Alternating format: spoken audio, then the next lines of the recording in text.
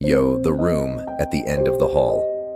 I never believed in ghosts or curses or anything like that, but after what happened, I don't know what to believe anymore. It started when I moved into this old, creaky apartment building downtown. It was cheap, close to work, and had that vintage charm I liked. Sure, the hallway lights flickered now and then, and the pipes groaned like an old man stretching, but I chalked it up to the age of the building. Then there was the room at the end of the hall, apartment 616.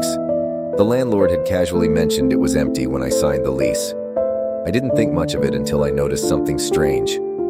The door was always ajar, not wide open, just a crack, enough to make you wonder if someone had slipped inside. I'd hear faint noises too, shuffling, whispers, the occasional soft click of a door handle. My neighbors didn't seem to notice or care. Every time I asked, they'd shrug or quickly change the subject. One night, curiosity got the better of me. I was coming back from work late, and the hallway was unusually quiet. The door to 616 was slightly open, as always, but this time I swore I saw movement inside. A shadow, slow and deliberate, passed by the crack. "Hello?" I called out.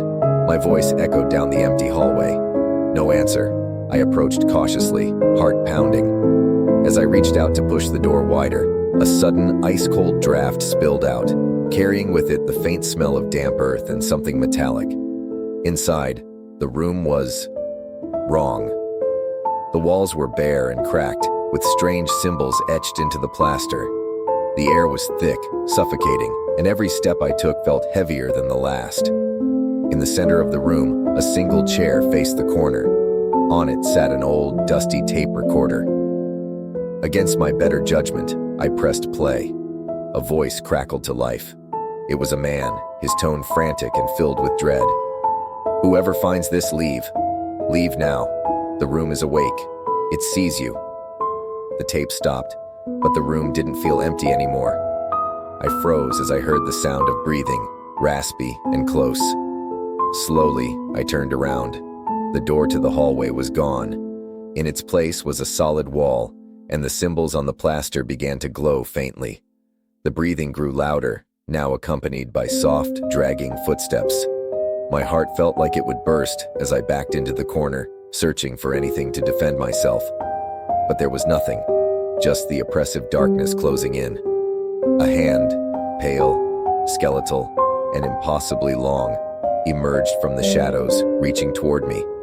I screamed as it wrapped around my wrist, ice cold and unyielding, and then, nothing.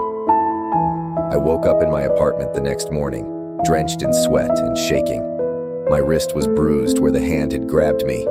I ran to the hallway to check apartment 616. The door was gone.